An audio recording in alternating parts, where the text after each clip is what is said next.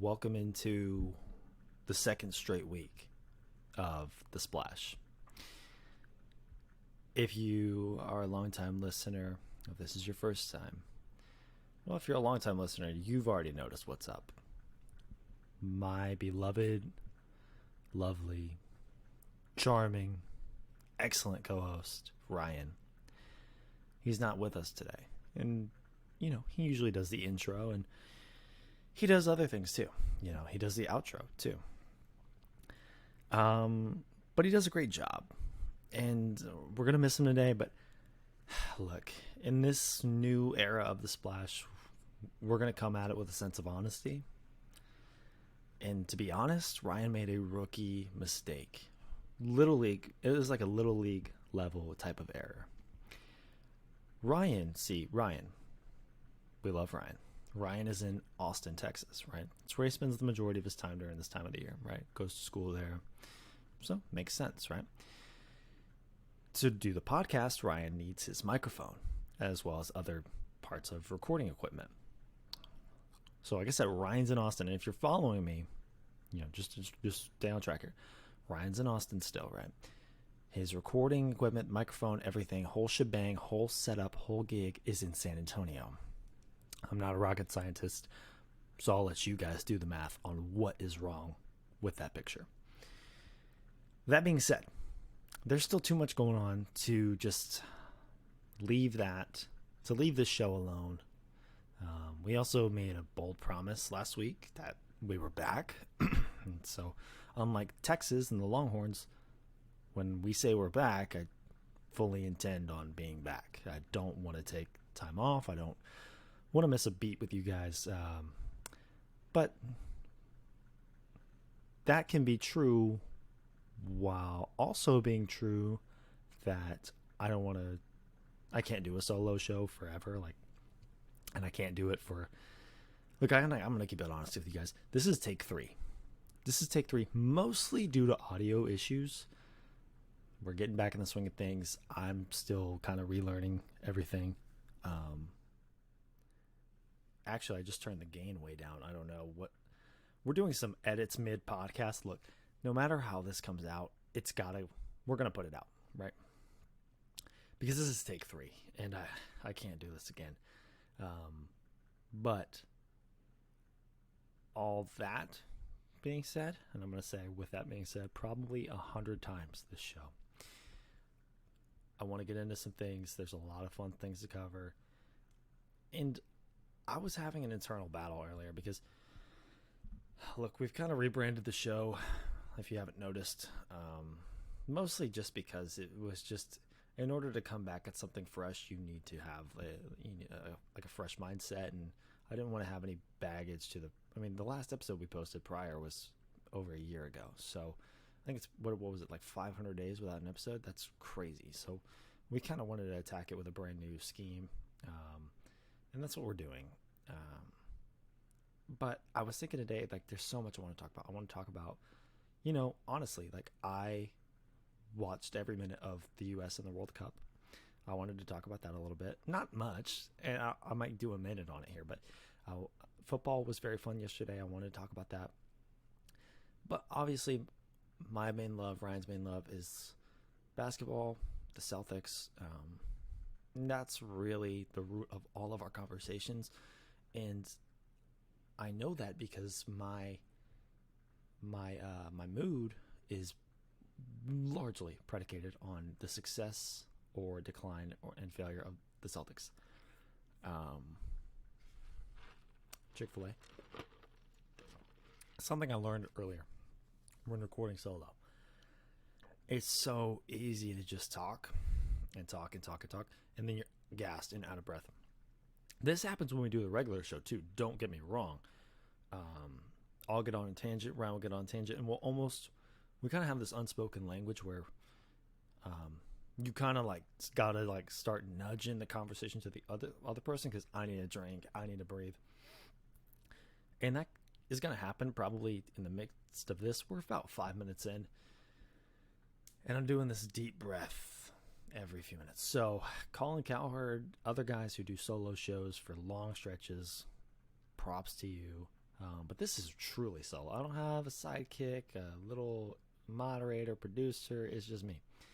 Also, if you, this might be video on Spotify as well, definitely on YouTube, but Ryan makes a huge mistake, and then I do this for you guys. Look at this set. Look at this set. It's one impeccable video quality. Yeah, it's like 720p. It's pretty good. Cozy room. All right, cozy set. You might even be able to hear it. The Woodwick candle. I thought you'd be able to see this bag of chips better. It's the Jason Tatum ruffles. I just built a little set. I got a tree, a Christmas tree back there. Anyways, and if I tilt the camera, I don't want to really do this, but there's a Celtics Eastern Conference Finals. That's signed by all the players from last year's team hanging on my wall. It needs to be more in the set, I know. Regardless. So like I said, there's a lot of things I want to talk about. Number one is the Celtics, and we need to talk about the Lakers a little bit. I know. We don't want to talk about the Lakers, but we kind of have to. We have to. They are so important to the NBA, for the fanfare, for their lore, for LeBron, for Anthony Davis is the real reason I want to talk about him, because he is balling, and he needs his respect. If we were recording back before the season, like in the summer months, you would have heard me say that I expected a bounce back from Anthony Davis. Now, obviously, hindsight's 2020, but I really did think because there was no reason to think that he was not going to perform well so long as he was healthy.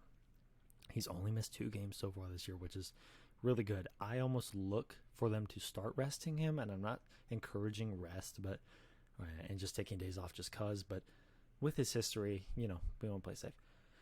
So I'm already getting into basketball, but before I do that, give me like 2 minutes here. I just want to talk a little bit I just want to say that the World Cup was fun, and then I want to say what I'm looking for in football as of yesterday. World Cup was fun. It is over, and you may be saying it's not over, but for me and for the rest of America, it's over. It's called soccer, and it's over. Not interested anymore. Next time around will be better. It will be in 2026. It will be in the U.S., so we are automatically qualified. Not that we wouldn't, 2018, but this is a young team. It was super fun to watch. The Netherlands kicked our ass. We did not belong on the pitch with them. And I said pitch, not field. It's called soccer, and they play on a field, not a pitch. And it's the game against England was 0-0, not 0-0. Anyways, it was fun. And you know what? The last time the U.S. was in the World Cup, I was 13 or 14 years old. I was 13 years old. So maybe this time around I'll actually get encouraged. And, Pulisic plays for Chelsea in the Premier League. Maybe I'll get into it. I don't know. I'm interested in adding more sports to my arsenal. This year I added F1, and that's changed my life. I'm in love with it. So there's that. But like I said, soccer World Cup was fun. Yesterday in the NFL, the Niners, who were my sneaky NFC pick to come out of the NFC, devastating loss to Jimmy Garoppolo's foot, if you want to word it like that. Broken foot. Jimmy G's out for the year. So that means Brock Purdy is their QB1. Me and Ryan, we love the Longhorns. We watch a lot of Big 12 football. Very familiar with Brock Purdy in his game.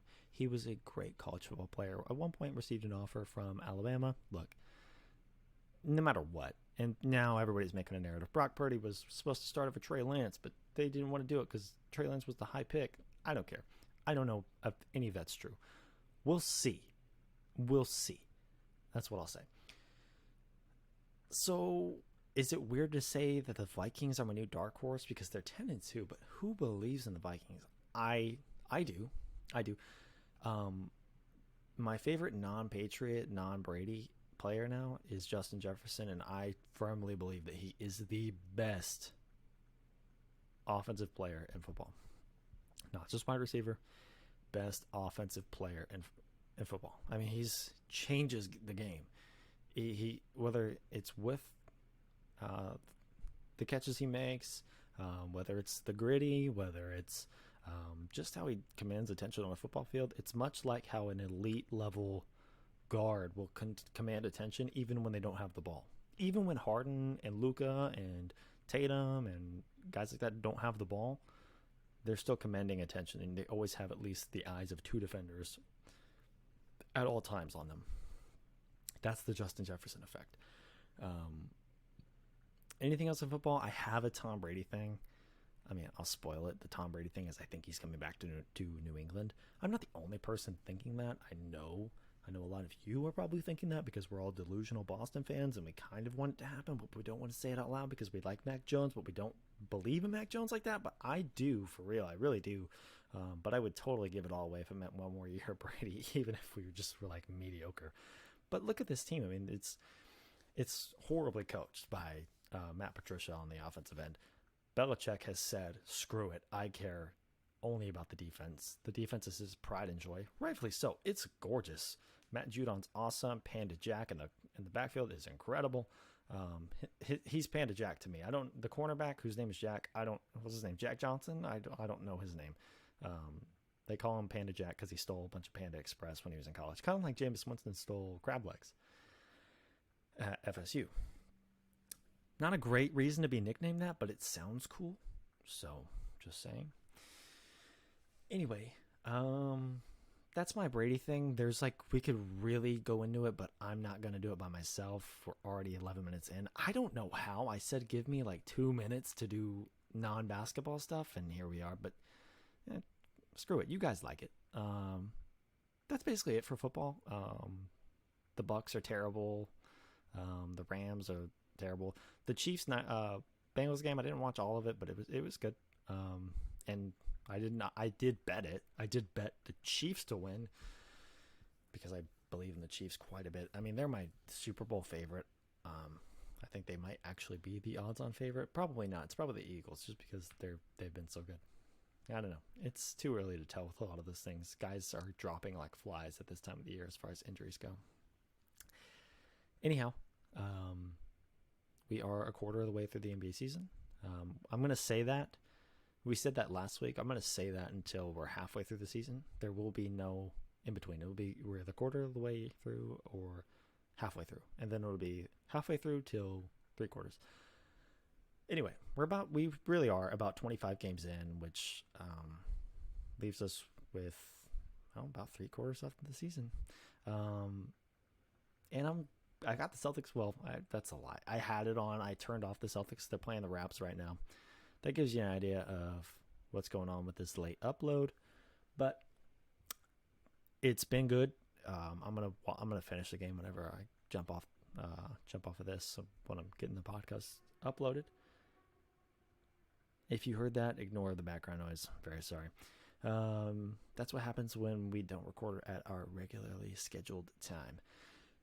Anyway, Ryan, that wasn't for you. That was just me saying things that aren't supposed to be directed at you or mean-spirited. Anyways, let's talk more about the Nets game last night. Not a lot going on there, but it was weird. But there's one big takeaway. The Celtics were off their game last night against the Nets. That's just a fact. They did not look like themselves. They were not. They did not look like they were doing anything that they do. The Celtics are a terrific passing team. They move the ball extremely well. But there was long stretches where they looked rough. And to say that, and them have also won the game by, I think, double digits, but almost 20 points. It was insane. It was a tie game in the fourth quarter, and then they blew the lid off of it. And that's what this team does. Right before I hit record, they just ripped off a 9-0 run in 55 seconds against the Raptors just because of their elite shooting. The Nets looked like the 96 Bulls on defense for stretches of that game too, which is just not true. That was with Kyrie Irving on the floor. They were just playing hard, and that's good. Maybe it's the Jacques Vaughn effect. Maybe it's they really are trying right now. But it's good to see them play hard because that's a team that well, that's a team that I'm going to see in January, and I'd like them to not have traded all of their stars. So that would be nice. But also, personal bias aside, that's a team that should kick ass. Like, on paper, it should kick ass, but it should really work in theory, too. Durant, Irving, Simmons, and Simmons has been better as of late. I think he was out last night. I don't know what's going on there. I can't follow every micro injury in the league. That's one thing I just have said I'm done with. I'm not following why a guy misses 1 or 2 games just because it's usually a BS injury that's just an excuse to get a guy rest, which is fine, whatever. But this team should be awesome, the Nets. And sometimes they are, but most times they're not. I think ultimately they roll it out. I think they just ride on. I think they don't trade anybody because I think unless they think they're getting better value back for Irving, they're not going to move him. They're sure as hell not going to move Durant. They'd have to get a king's ransom and then some for Durant. I think the Gobert thing has still left its mark. I know that was last summer, but I think it was the last really big trade outside of the Donovan Mitchell trade.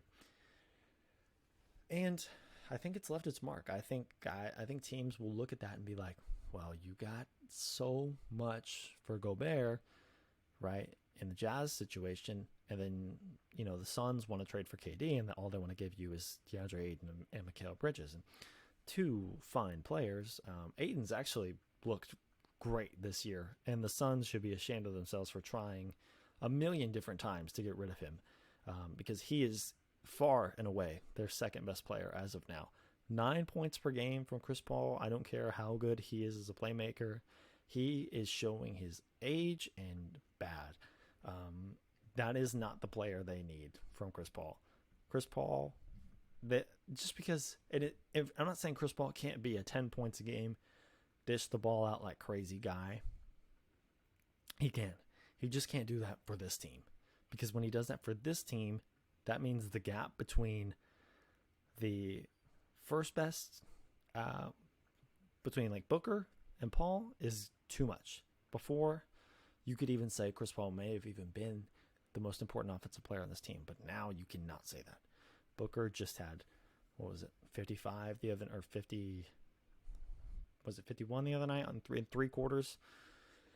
And Ayton has been great, which is good. It's helping in the slow decline, rather fast decline of Chris Paul. And that leads me to kind of who comes out of the West. I have no clue. I'm looking for any team in the West to just, jump up and down and say, we're ready. It might be the Suns. I lean Denver because they have, I think, the best player in the West. I don't think it's unfair at all to say that Nikola Jokic is the best player in the West. I mean, he just came off back-to-back MVPs and is still awesome, by the way. Statistically, it's not quite the same, but he is awesome. I mean, statistically, it wasn't going to be the same because you had Porter back full-time and you had Murray back full-time, which has ultimately been great for them. They are towards the top of the standings. Depth-wise, I like them a lot. I think Bones Highland, guys like that, just random guys who they step up on different nights, and who knows what their crunch time roster looks like in like April and May, but I really like them going forward. I think that team is deep. Should Murray and Porter stay healthy? That's a big if, because look at the past couple of years. That's been their handicap, right? And it's been a reason why you wouldn't say, the Nuggets are going deep this year. That's been the reason why you wouldn't say that. They're healthy? Different conversation. The Warriors, great at home, not so much anywhere else. Draymond Green drops a random nugget about, just a random awkward nugget about Jordan Poole today, and that's not a great look because he just sucker punched him to start the season. I don't think they're past that, and I know great teams can overlook, certain chemistry issues and drama and the like, but not that. I don't know. That was a big deal, and I think because, Draymond, for what he is at this point in his career, he's not the same player necessarily, but he is still whether you want to call him the chemistry guy or the glue guy or the emotional leader of the team, whatever. That's a big deal. That's one of your veterans who just sucker punches one of your new up-and-comers, and we saw what happened. I mean, we kind of knew why, but Draymond has not received a contract extension. I don't expect him to at this point, and at least not in the market that he's expecting. He's expecting big money. He's not going to get it at this point. He's done too much damage, and he's just not the same player anyway. Jordan Poole did get the contract and is now like bitching and whining that he gets the same defensive attention that Steph Curry does. And that's simply not the case. Watch a Warriors game. Jordan Poole, you should watch a Warriors game.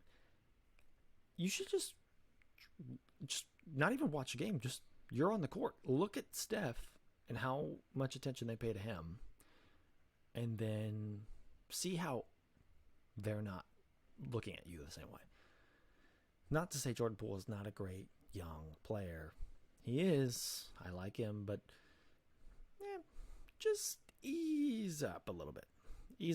Klay Thompson, not the same guy. That marks off the Warriors for me. Steph, as incredible as he is, if it's just him and Wiggins has been good. Wiggins is probably their second best player. Shout out to him. He secured himself a long-term contract with the Warriors. That's great. And so I like the Warriors prospects going forward, but not this year. I think there's too much going against them. The punch, the like awkward locker room scenarios with that. And Klay Thompson, I am rooting for Klay. He is not my favorite player in the league. I think he does a weird amount of talking, not too much, but I think he does a weird amount of talking for somebody who's not played many games in the past couple of years.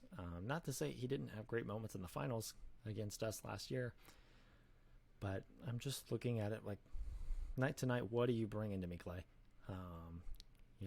I think the Warriors I think it would behoove the Warriors to not look in a different direction. I don't think you can trade Klay, but I think you can look for other options to add to the mix. I think you got to get a little bit younger. I'm not saying you can go get Kevin Huerter. You can't. Trust me, you can't. His value is way too high now. But find a guy like that. It could be a guy like Sam Hauser for the Celtics, right? Like, you can't have Sam Hauser, by the way. He's awesome. But find a guy like that. Like, just somebody who's not really on a lot of on teams' radar. Maybe a guy that a team is undervaluing. It's just like me this year. Like, in fantasy, like, our friend Jude had Justin Jefferson on his roster. He wasn't appreciative of him. He didn't have the best start to the season, Jefferson. And I said, hey, I'll take him off your hands. And I sent him a bunch of stuff. And I got Justin Jefferson. And now I am poised to have a great, strong playoff run. So, take a note, Golden State Warriors. Do not settle on the roster you came into the season with. The Timberwolves are a mess. They're not on my radar at all, and I think they play an ugly brand of basketball, and A-Rod is their owner, and that part is kind of funny, even though I kind of like A-Rod more than the average Boston fan. The Spurs are awesome and horrible at the same time. They are the worst team in the league, by far. But they're so damn fun to watch some nights. Last night, they got eviscerated by the Suns. It wasn't even... Ew, it was disgusting. Bad. I think they lost by like 40. It was ugly. With that being said, I love that team, and I think that they have a lot of redeemable factors. Kelton Johnson, Devin Vassell are great young players. If they get a Victor Wembanyama in the draft, so be it. I think that would be fun as hell to have Victor Wembanyama play up the street from me. And I hope in that case, I'm not a big fan of his, but I would love to see him succeed. I would like to see every player succeed. I don't want to see. I'm not rooting for this guy's downfall or his injury when I say that I don't love him, but I mean, look at a guy who just got drafted top 2 overall, Chet Holmgren, with the same frame, except Wembanyama is even longer and has already had injury problems. Anyway, the Spurs have nothing to do with the race for the West. I just wanted to talk about them. I'm just kind of doing a checkup on the league right now. If you're wondering why I'm just kind of blitzing through some things, I want to get to the Celtics. I know I touched on last night's game and whatnot, but I want to get into it. Really, I want to get into the nitty gritty on Boston. Let's see. The Clippers they don't stand a shot. I guess Kawhi comes back tonight. We'll see how he plays. He might be playing right now, but whatever. The Raptors, who were playing. No, let's stay in the West.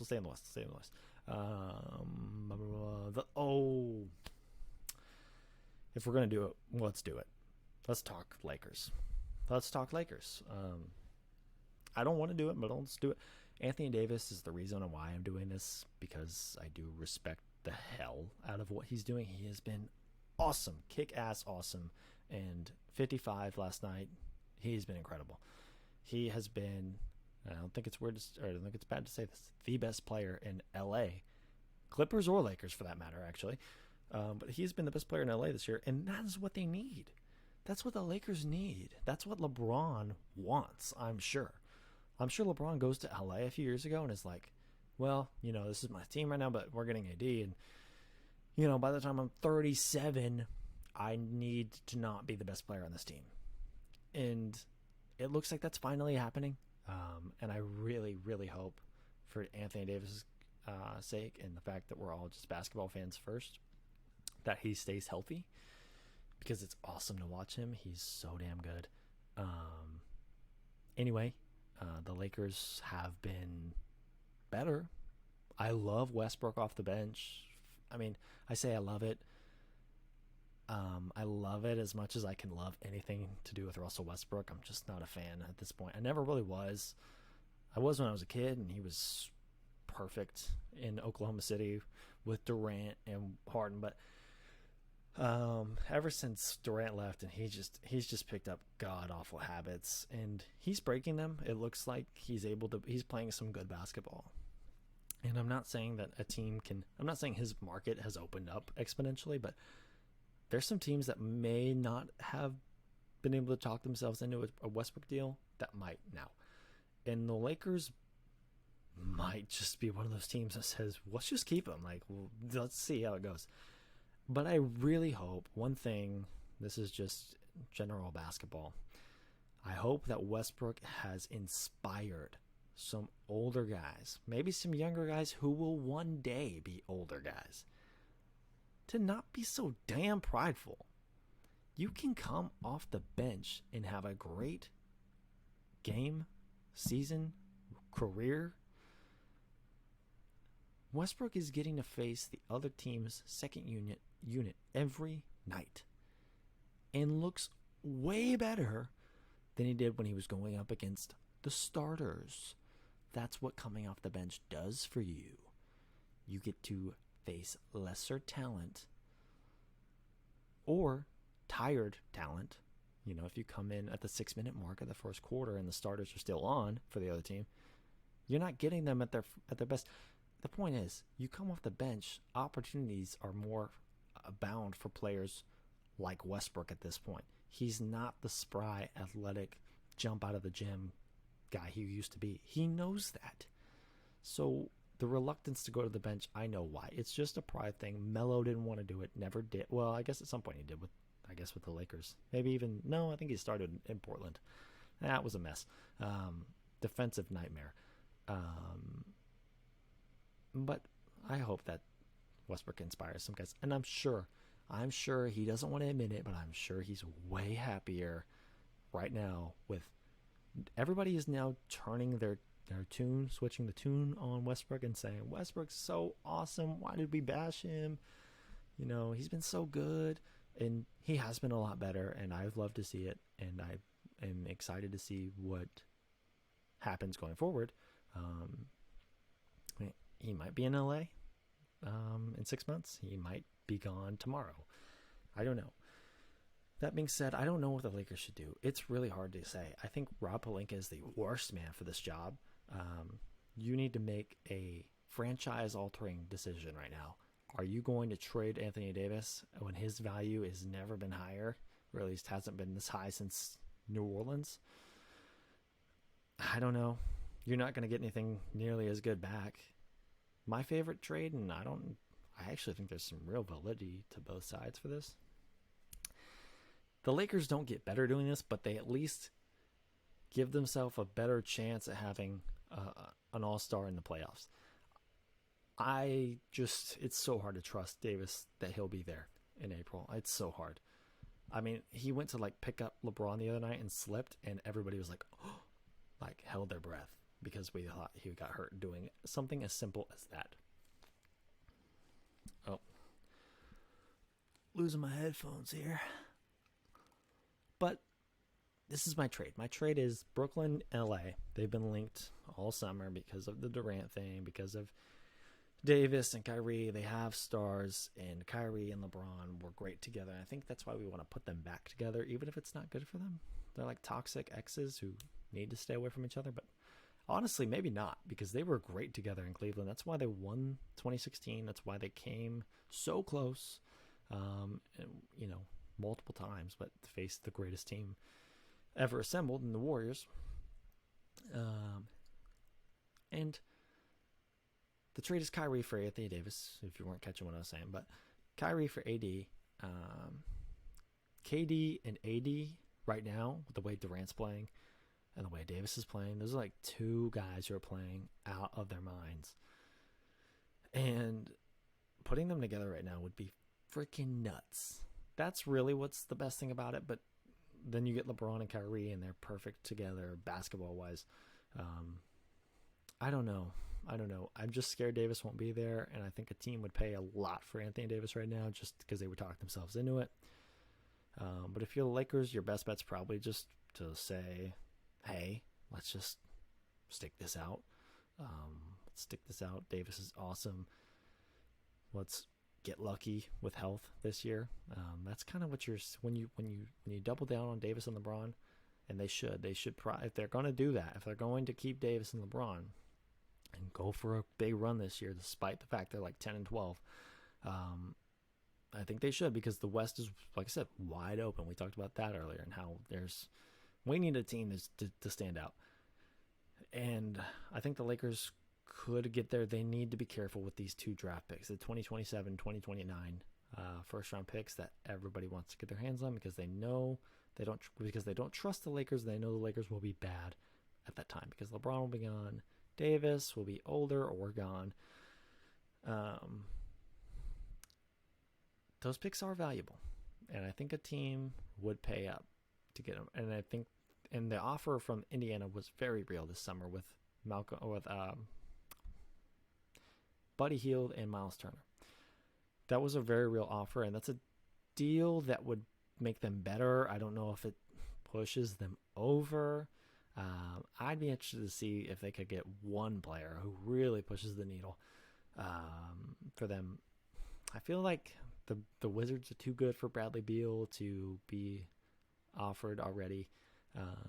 And plus, if he ever gets traded, it's probably to Miami. Let's just be honest. That just kind of feels like we've been teased on that front for a long time.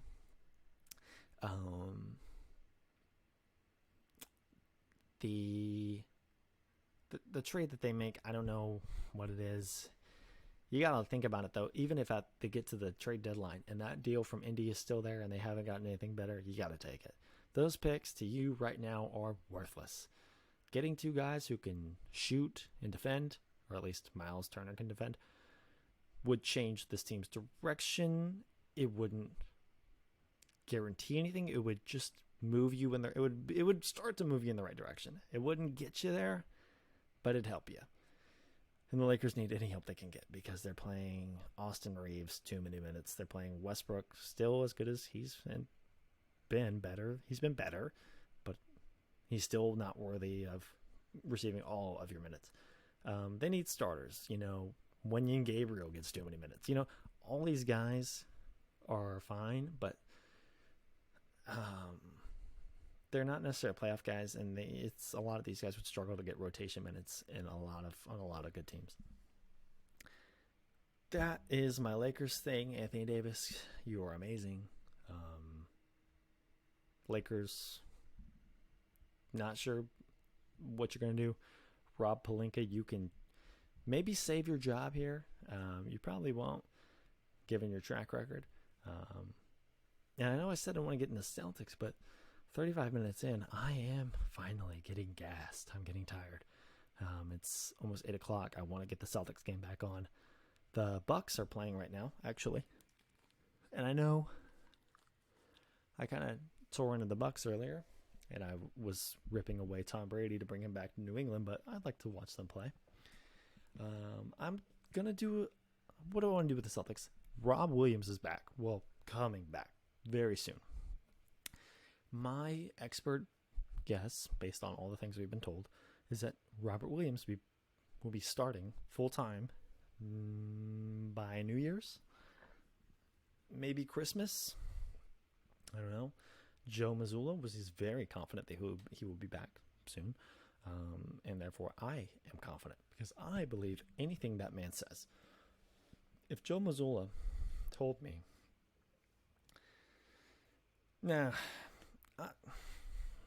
you get the point.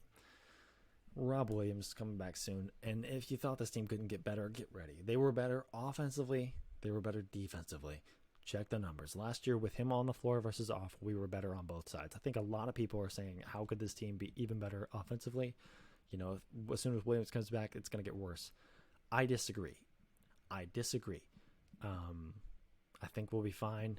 Williams is not a shooter, but he opens up. He's so freaking good inside the paint and as a lob threat that he commands so much attention himself.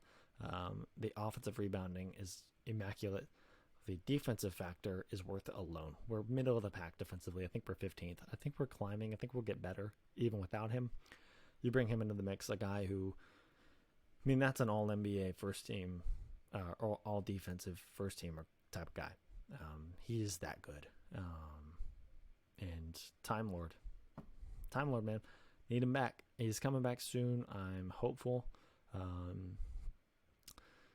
The Celtics are in the midst of a pretty nasty road stretch. Let me get it all pulled up because I don't want to misspeak here. But we did just have 2 dates with the Heat. We split those. Little pissed that we lost that second one, but Jimmy Butler was just not going to lose that night. And that's fine. That's fine. Just because it is what it is. He's a great player. But honestly, and he was awesome against us in that second game, but he felt like the third best player in that little mini game series. I'm just saying, Jaylen Brown has taken a leap this year. He offensively has taken a huge leap. He still could have tighter handles. He still is not the playmaker that we want him to be. But that dude can freaking score. He's one of the best pure scorers.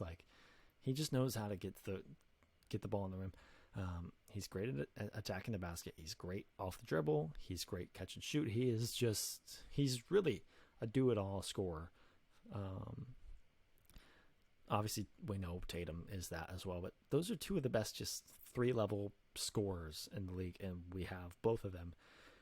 And I was thinking about it today, and this is just a little blurb, a thought blurb. I have about 1 million of these basketball thought blurbs a day, but I used to think that the Celtics with Brown and Tatum were like the junior / light version of the Clippers with George and Tatum, or George and Kawhi Leonard.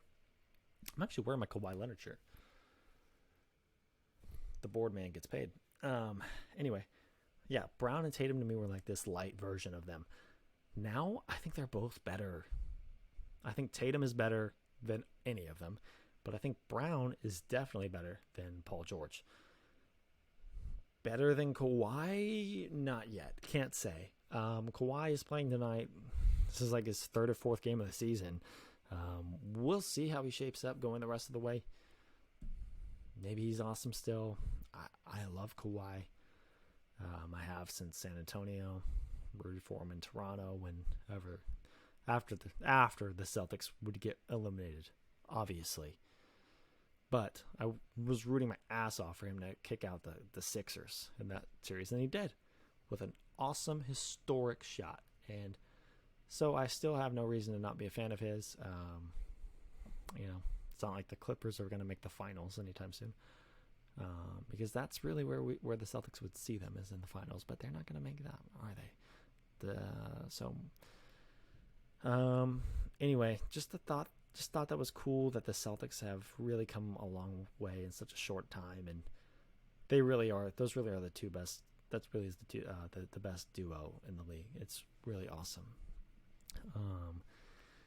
But we just did, like I said, that date with the Heat, and then we had the Nets last night. And we took care of business there. You know what? I said we blew out the Nets.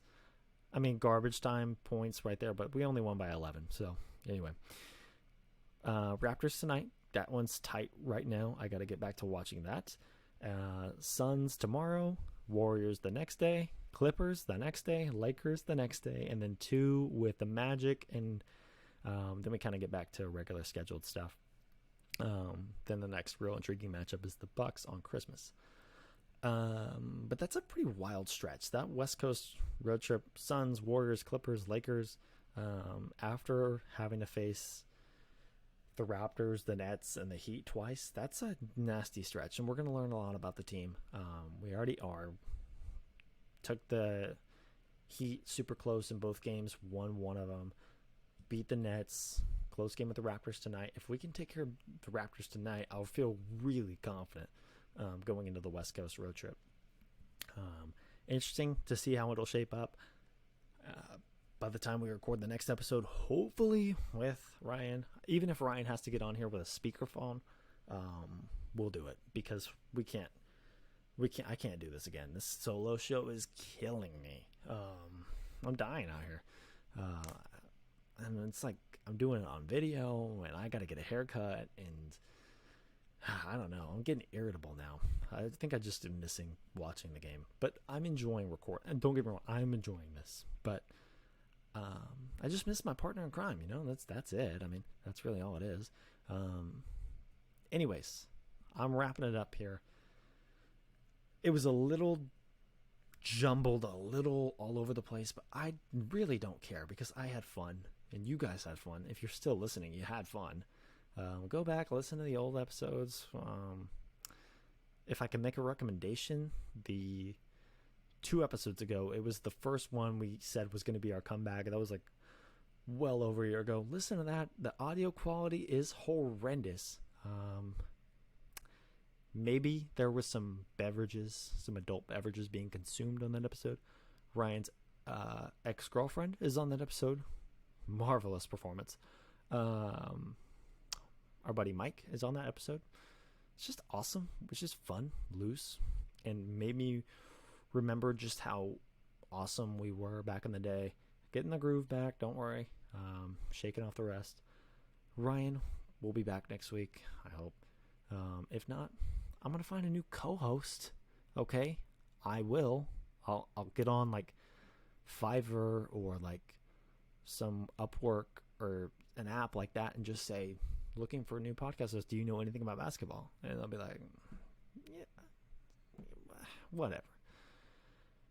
Ryan usually does the outro, so I don't know how to do it, but he does something like this. Thanks everybody for listening to another episode of The Splash. I've been Ryan. He's been Spencer. Follow us on The Splash Pod on Instagram. Check us out on our website, thesplashpod.com. If you're on Apple, Spotify, leave a review, subscribe, and until next time.